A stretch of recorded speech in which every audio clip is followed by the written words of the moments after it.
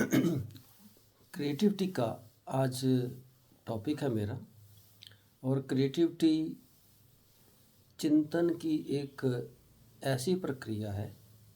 ये एक थिंकिंग का ऐसा प्रोसेस है जिससे कई innovative, intuitive, unique, novel ideas जो हैं वो पैदा होते हैं। ऐसे बिल्कुल निवेकले विचारों के कारण ही दुनिया में आजकल जो भी सृजन किया गया है, जो भी हमें दिखाई दे रहा है, जो भी हमें डेवलपमेंट दिखाई दे रही है, वो सारी इन्हीं क्रिएटिव आइडियाज़ के बेस्ड पे ही डेवलप हुई है। और इन क्रिएटिव आइडियाज़ के पीछे बहुत सारे कलाकार, बहुत सारे विज्ञानी, बहुत सारे खोजी और बहुत सारे एंटरप्रेन्योर्स रहे हैं जिन्होंने ऐसे यूनिक आइडियाज़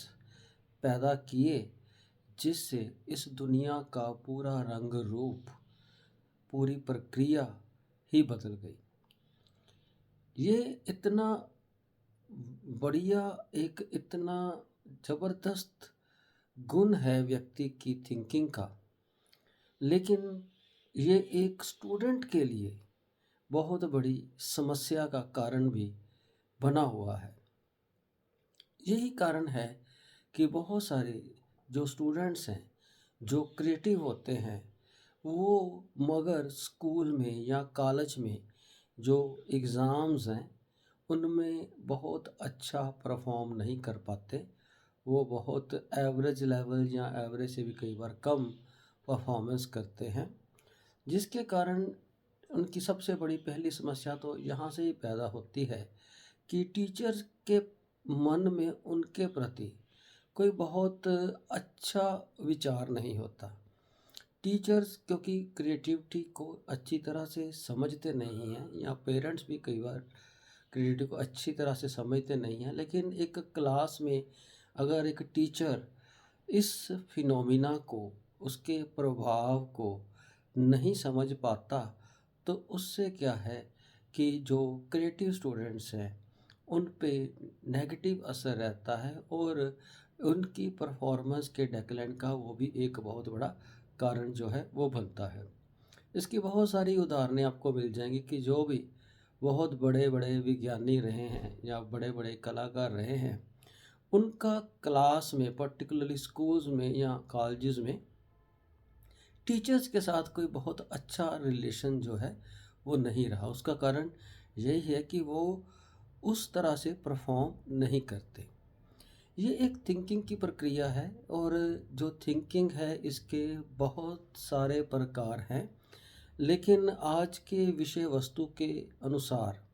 दो प्रकार मैं विशेष तौर पे वर्णन करना चाहता हूँ, जिसी में ये सारा कॉन्टेक्स्ट जो है वो छुपा हुआ है। वो है कन्वर्जेंट थिंकिंग और दूसरी है डाइवर्जेंट थिंकिंग।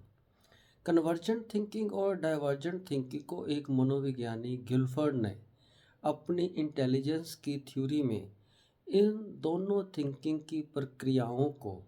बुद्धि का भी एक कंपोनेंट माना था, और उसमें उसने उनको डिस्क्राइब किया था।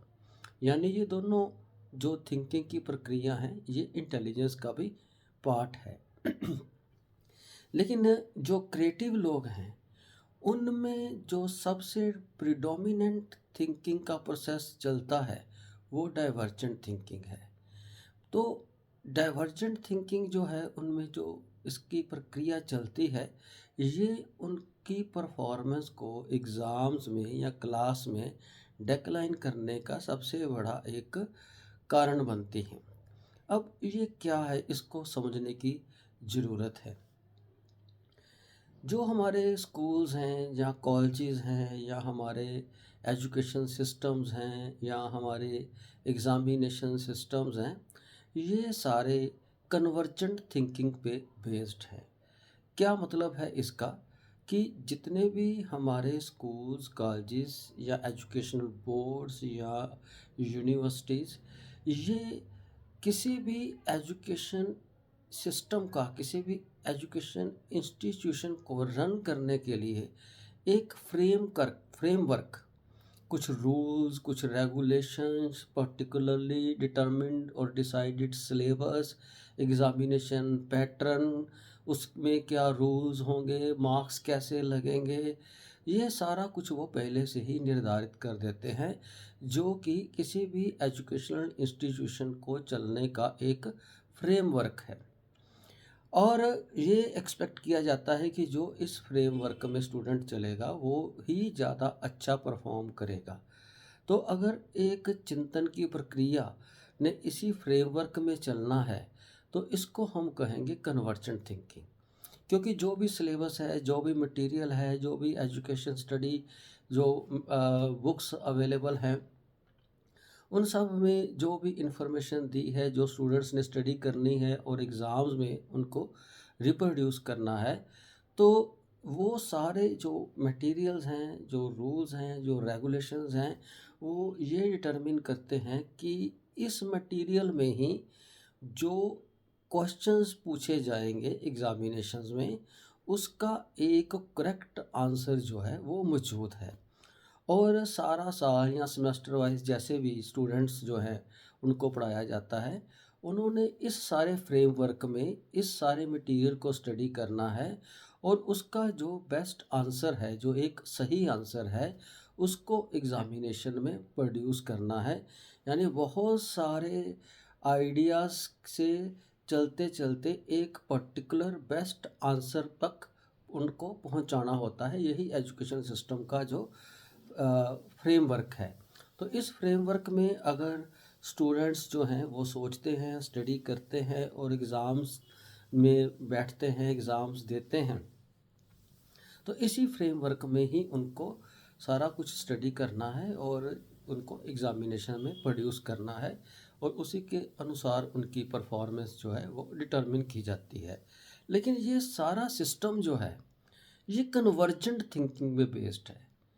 जितने भी हमारे रूल्स रेगुलेशंस, जो सिलेबस,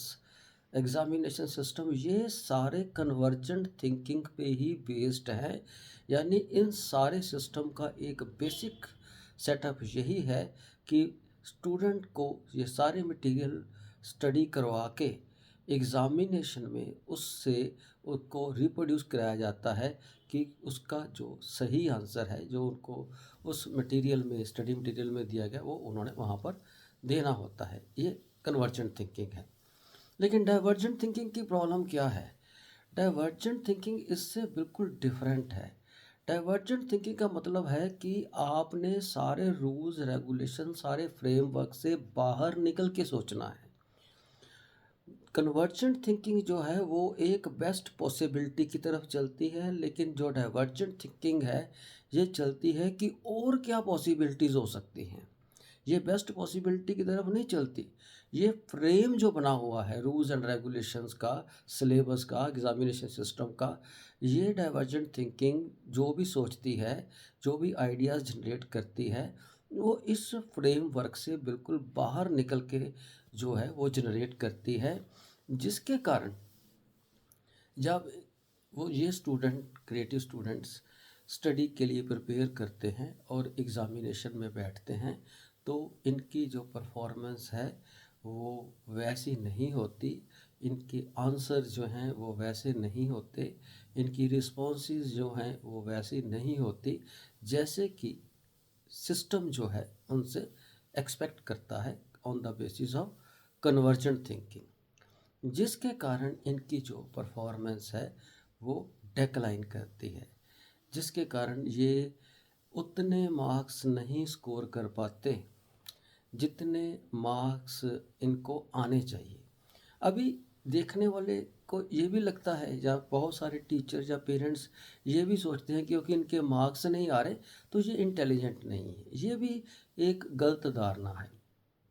क्योंकि ये देखा गया है कि क्रिएटिविटी का और इंटेलिजेंस का आपस में क्लोज रिलेशन है। कम से कम क्रिएटिव जो भी इंडिविजुअल है, क्रिएटिविटी के लिए कम से कम एवरेज इंटेलिजेंस तो चाहिए। लेकिन हर इंटेलिजेंट व्यक्ति, चाहे वो सुपीरियर है, चाहे वो जीनियस है, ज़रूरी नहीं वो क्रिएटिव होगा। लेकिन हर क्रिएटिव व्यक्ति कम से कम एवरेज इंटेलिजेंट तो ज़रूर होगा। इसलिए इसका इंटेलिजेंस के साथ रिलेशन है, यानी जो भी स्टूडेंट है वो जो क्रिएटिव है, चाहे वो एग्ज़ामिनेशन के अकॉर्डिंगली मार्क्स स्कोर नहीं कर पा रहा, लेकिन इसके बावजूद भी वो इंटेलिजेंट तो डेफ़िनेटली है, वो इंटेलिजेंट तो ज़रूर है। तो ये एक समस्या है ऐसे बच्चों के लिए, क्योंकि वो जिन आइडियाज़ को जनरेट करते हैं वो डाइवर्जेंट थिंकिंग पे बेस्ड है, और जो हमारा एग्ज़ामिनेशन सिस्टम है और जो हमारी एजुकेशनल सिस्टम्स हैं वो सारे कन्वर्जेंट थिंकिंग पे बेस्ड हैं। और इन्हीं आइडियाज़ के बेस से बहुत कुछ जनरेट किया जा सकता है। हमारे पास बहुत सारी एग्जांपल्स हैं जिसमें कितने क्रिएटिव और इंट्यूटिव आइडियाज़ जो है एंटरप्रेन्योर्स में है। हम देखते हैं कि जो एंटरप्रेन्योर्स हैं नए नए, तो नए नए आइडियाज़ के बेस पे अपने बिजनेस जो हैं वो इस्टेब्लिश करते हैं। स्टार्टअप है, और इसके जो एडवर्टाइजमेंट में है उसमें भी ये डाइवर्जेंट थिंकिंग जो है वो ये बहुत बढ़िया रोल प्ले कर सकती है। अगर आपको पोएम लिखनी है, अगर आपको कोई ज़बरदस्त स्क्रिप्ट लिखनी है, तो ऐसे जो क्रिएटिव काम हैं उनमें तो ये डाइवर्जेंट थिंकिंग जो है बेस्ट रहती है। और ब्रेनस्टॉर्मिंग भी एक ऐसा प्रोसेस है जिसमें ये डाइवर्जेंट थिंकिंग बेस्ट रहती है, क्योंकि उन्होंने ऐसे आइडियाज़ को सोचना होता है जो फ्रेमवर्क से बाहर निकल के कुछ ऐसा यूनिक जनरेट करें जो शायद पहले किसी ने सोचा ना हो, या आम कोई व्यक्ति उस फ्रेमवर्क में सोच नहीं सकता। तो उन आइडियाज़ के बेस पे ही बिल्कुल नई नई क्रिएटिव चीज़ें जो हैं, क्रिएटिव इन्वेंशन जो हैं, क्रिएटिव डिस्कवरीज जो हैं, वो हमें जो है प्राप्त होती हैं। लेकिन एजुकेशन सिस्टम में, स्कूल सिस्टम में और कॉलेज सिस्टम में इन बच्चों के लिए, इन स्टूडेंट्स के लिए ये प्रॉब्लम रहती है, क्योंकि ये उतना परफॉर्म नहीं कर पाते जितना कि एक्सपेक्ट किया जाता है या उनको करना चाहिए। तो इसका सल्यूशन क्या है, इसका हल क्या है? इसका हल ये नहीं है कि हमने उनकी डाइवर्जेंट थिंकिंग को कन्वर्जेंट थिंकिंग में बदल देना है, क्योंकि डाइवर्जेंट थिंकिंग उनकी एक नेचुरल थिंकिंग प्रोसेस है। वो ज़्यादा डोमिनेटिंग है, वो ज़्यादा स्ट्रॉन्ग रहती है। किसी भी सिचुएशन में डाइवर्जेंट थिंकिंग उनकी अपने आप नेचुरली जो है जनरेट करती है नए प्रकार के आइडियाज़। इसलिए हम डाइवर्जेंट थिंकिंग को कन्वर्जेंट थिंकिंग में कन्वर्ट नहीं करना, क्योंकि ये क्रिएटिव व्यक्ति की, ये क्रिएटिव स्टूडेंट की एक क्वालिटी है, एक गुण है, जिसको हमने बिल्कुल भी ख़त्म करने की कोशिश नहीं करनी, लेकिन हमने उनको इस तरीके से कुछ सजेशंस देनी है, एडवाइस देनी है कि वो कुछ हद तक अपनी इस डाइवर्जेंट थिंकिंग को कंस्ट्रेन करते हुए, कुछ रिस्ट्रिक्शंस करते हुए, कुछ कवर अप करते हुए इस तरह से प्रेपरेशन करें और इस तरह से एग्ज़ाम में अपीयर हुए कि उनकी जो परफॉर्मेंस है कम से कम उतनी अच्छी परफॉर्मेंस तो हो जिससे वो आगे अपने कैरियर में आगे बढ़ सके। इसके बहुत सारे हो सकते हैं, लेकिन मैंने अपने हिसाब से कुछ एक चीज़ें सोची हैं, कुछ एक टेक्निक्स, कुछ एक मेथड्स सोचे हैं, कुछ वेज मेरे दिमाग में हैं जो मैं सजेस्ट करना चाहता हूँ, एडवाइस करना चाहता हूँ स्टूडेंट्स को, टीचर्स को और पेरेंट्स को, कि अगर इन आइडियाज़ को यूज़ किया जाए तो हम कम से कम जो हमारे पास अवेलेबल सिस्टम है, जो अवेलेबल फ्रेम है, उनके अंदर ही इन स्टूडेंट्स को स्टडी मटेरियल की प्रिपरेशन करवा सकें और एग्ज़ाम्स के अकॉर्डिंगली प्रिपेयर कर सकें। और ये मेरा मेन पर्पस है इस वीडियो में। तो सबसे पहला पॉइंट जो मैं बताना चाहता हूँ, जो मुझे लगता है कि वर्क कर सकता है, वो ये कि अगर कोई स्टूडेंट अपने आप स्टडी कर रहा है, या कोई टीचर स्टडी करवा रहा है, या पेरेंट्स जो हैं वो किसी स्टूडेंट को, अपने बच्चों को स्टडी करवा रहे हैं, तो अगर उनको लगे कि उनका बच्चा क्रिएटिव है, देखिए ये भी एक अपने आप में बड़ी यूनिक बात है कि पेरेंट्स को, टीचर्स को कैसे पता लगे कि ये स्टूडेंट जो है क्रिएटिव है। मेरे पास एक केस आया, तो टीचर भी थे, पेरेंट भी थे, तो उन्होंने बताया कि ये बच्चा जो है अच्छी तरह से परफॉर्म नहीं करता। मैंने उसका इंटेलिजेंस टेस्ट लिया, ठीक था, अच्छा था, अबव एवरेज था। और उसके बाद मैंने उसकी कॉपीज़ देखी, तो उसमें मैंने देखा कि उसकी जो हैंडराइटिंग है, उसकी जो लेटर फॉर्मेशन थी, वो आम बच्चों से थोड़ी बिल्कुल डिफरेंट थी और बहुत खूबसूरत थी। और उसने अपनी जो कॉपीज़ हैं उन पे जो कवर डाले हुए थे और उन कवर्स पे जो टाइटल्स लिखे हुए थे, उसमें भी उसने इस प्रकार की डिज़ाइनिंग की हुई थी जिससे पता चलता था कि ये बच्चे जो हैं, ये बच्चा पर्टिकुलरली क्रिएटिव है। तो इस तरह से हमें पता चल सकता है अगर हम थोड़ा सा ध्यान से उनकी परफॉर्मेंस, उनकी राइटिंग और वो अपनी चीज़ों को किस तरह से प्रेजेंट करते हैं, डिज़ाइन करते हैं, अगर हम देखें, अगर वो आम फॉर्मल तरीके से थोड़ा हटके है, अलग है, खूबसूरत है, तो हम कह सकते हैं कि ये बच्चे जो है क्रिएटिव है, ये वाला स्टूडेंट जो है क्रिएटिव है। तो एक जो मेरा वे है, अगर आपने इस तरह से आइडेंटिफाई किया अपने बच्चों को या स्टूडेंट्स को,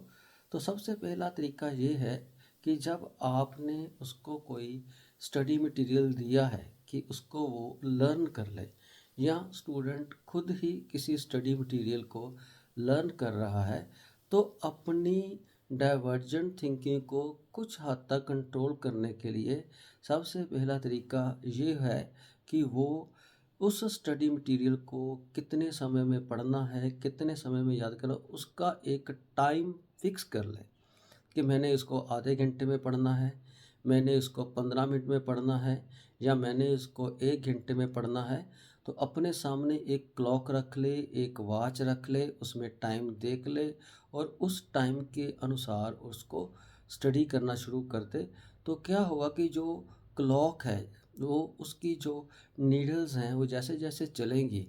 तो उसके अनुसार वो उसकी डाइवर्जेंट आइडियाज़ को कुछ हद तक कंस्ट्रेन करने की कोशिश करेंगे, जिससे वो स्टडी मटेरियल को ज़्यादा अच्छी तरह से प्रिपेयर कर सकेगा। एक तो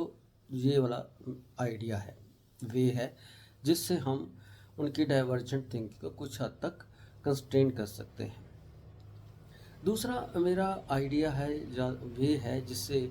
इन बच्चों की हम हेल्प कर सकते हैं, वो ये है कि वो जो भी स्टडी मटेरियल पढ़ रहे हैं या याद कर रहे हैं या लर्न कर रहे हैं, उनको उसको याद कर लेने के बाद ये कहा जाए कि इसके जितने भी पॉसिबल क्वेश्चंस हो सकते हैं, वो पॉसिबल क्वेश्चंस वो बनाएं, या टीचर या पेरेंट्स खुद भी उसको हेल्प कर सकते हैं कि वो और इस स्टडी मटेरियल को किस किस प्रकार के क्वेश्चंस से पूछा जा सकता है, वो सारे क्वेश्चंस जो हैं वो उसको फाइंड आउट करने में हेल्प करें। उसका कारण ये है कि जैसे ही अगर किसी क्वेश्चन को देख के कोई कंफ्यूजन होगी, कोई एम्बिग्विटी होगी, तो क्या होगा कि उनका जो डाइवर्जेंट थिंकिंग है वो चल पड़ेगी। वो फिर उसको बिल्कुल अपने ही डिफरेंट एंगल से, अपने ही डिफरेंट पर्सपेक्टिव से, अपने ही डिफरेंट वे से देखने लग जाएंगे, इंटरप्रेट करने लग जाएंगे और रिप्रोड्यूस करेंगे एग्ज़ाम में, जिससे क्या होगा कि वो उस अकॉर्डिंगली आंसर नहीं होगा, जिसके कारण उनके जो मार्क्स हैं वो कम हो जाएंगे। तो दूसरा तरीका ये है कि जो भी स्टडी मटेरियल वो स्टडी कर रहे हैं, लर्न कर रहे हैं, तो उसको पूछने के कितने भी पॉसिबल क्वेश्चंस हो सकते हैं, वो स्टूडेंट को मोटिवेट करे कि वो खुद ही जनरेट करे ऐसे क्वेश्चंस, उनको लिखे, नोट करे, ताकि अगर किसी और तरीके से भी अगर एग्ज़ाम में क्वेश्चन आ जाए, तो वो उसका सही आंसर वो लिखे जो उसने उसको उनके साथ जोड़ा हुआ है, एसोसिएट किया है, जिनके साथ उसने उनको स्टडी किया हुआ था। जो दूसरा तरीका मेरा ये है। तीसरा तरीका जो मुझे लगता है कि बहुत ज़रूरी है, वो ये है कि जब स्टूडेंट्स किसी भी स्टडी मटेरियल को याद कर लेते हैं और याद करने के बाद जब भी उन्होंने एग्ज़ाम में उनको रिप्रोड्यूस करना होता है, तो किसी भी पॉइंट पर, किसी भी जगह पर अगर वो भूलते हैं या उनको उस स्टडी मटेरियल को रिप्रोड्यूस करने में थोड़ी सी कन्फ्यूज़न होती है, तो फिर again the same thing will happen कि डाइवर्जेंट थिंकिंग जो है वो ऐसे डाइवर्ज आइडियाज़ रिप्रोड्यूस करने लग जाएगी, जिसके कारण वो जो आंसर सही है वो उससे अलग रास्ते पे चले जाएंगे, जिसके कारण जो उनकी परफॉर्मेंस है वो डेक्लाइन कर जाएगी। तो इसलिए ये भी एक बहुत ज़रूरी है कि जो भी वो स्टडी मटेरियल याद करते हैं उनको किसी टेस्ट के थ्रू, किसी पर्सनल एग्ज़ाम के थ्रू, या जैसे भी उसका उसका टेस्ट लेते रहना चाहिए, ताकि जब वो उसको उस टेस्ट में लिखे रिप्रोड्यूस करे तो वो उसको ये बताया जा सके कि कहाँ वो अपने एक्चुअल आंसर से डाइवर्ज हो गया है, और कहाँ उसको वो वाला जो जहाँ डाइवर्ज है उसको सही तरीके से याद रखना है कि दोबारा वो गलती ना हो। तो उससे क्या है कि एग्ज़ाम में वो फिर जब क्वेश्चंस के आंसर देने लगेगा तो उस कंफ्यूजन को वो कम हो जाएगी, क्लैरिटी ज़्यादा होगी, तो भटकने का चांस कम रहेगा और डाइवर्जेंट थिंकिंग को कंस्ट्रेन किया जा सकेगा, तो उससे उनकी परफॉर्मेंस जो है इम्प्रूव होगी। तो इस तरीके से अगर कोशिश की जाए तो इन बच्चों की, इन स्टूडेंट्स की हेल्प की जा सकती है। लेकिन ये भी मैं अंत में फिर दोबारा कहना चाहता हूँ कि क्रिएटिविटी एक क्वालिटी है, एक गुण है, जिससे दुनिया में बहुत ही ज़बरदस्त तरीके से डेवलपमेंट की जा सकती है, और जितनी भी हुई है वो इन्हीं क्रिएटिव लोगों के कारण ही हुई है। लेकिन अगर इनको अच्छी तरह से ब्रोटअप किया जाए और इनको अच्छी तरह से इनका ध्यान रखा जाए, इनकी हेल्प की जाए, इनके जो आइडियाज़ हैं उन पे इनको डिस्करेज ना किया जाए, बल्कि उनको अपने आइडियाज़ को जनरेट करने का पूरा मौका मिलना चाहिए। इस तरह की असाइनमेंट्स जो हैं वो देनी चाहिए। इस तरह के एजुकेशन सिस्टम में कुछ प्रोजेक्ट्स डेवलप करने चाहिए, क्यूरिकुलम डेवलप करने चाहिए, जिससे इनकी जो क्रिएटिविटी का गुण है वो और ज़्यादा विकसित हो। परंतु क्योंकि एजुकेशन सिस्टम में ऐसी चेंजेस लाने की अथॉरिटी हमारी नहीं है, पेरेंट्स की नहीं है, टीचर्स की नहीं है, तो जो भी ऑथोराइज्ड इंस्टीट्यूशंस हैं ये बेसिकली उनका काम है। लेकिन इस बात को याद रखना बहुत ज़रूरी है कि जो भी हमारे पास स्टूडेंट्स हैं तो उनमें कुछ स्टूडेंट क्रिएटिव ही होंगे, और क्योंकि वो बहुत कुछ जनरेट कर सकते हैं ज़िंदगी में, लेकिन उस सिचुएशन तक पहुंचने के लिए ये भी ज़रूरी है कि कुछ बेसिक क्वालिफ़िकेशंस जो हैं वो ज़रूर एक्वायर करें, और उन बेसिक क्वालिफ़िकेशंस को एक्वायर करने के लिए उनको उसी फ्रेमवर्क में स्टडी करना होगा, उसी फ्रेमवर्क में एग्ज़ाम देना होगा, और उसमें ही हमने उनको हेल्प करना है ताकि वो एग्ज़ाम्स में अच्छे मार्क्स ले और आगे ज़िंदगी में फ्यूचर में कुछ और क्रिएटिव काम करने के लिए उनको ज़्यादा अच्छे जो अपॉर्चुनिटीज़ हैं वो अवेलेबल हों। उम्मीद करता हूँ कि आपको ये अच्छा लगा होगा वीडियो। अगर आपको अच्छा लगा है then please don't forget to like it, share it and subscribe. Thank you.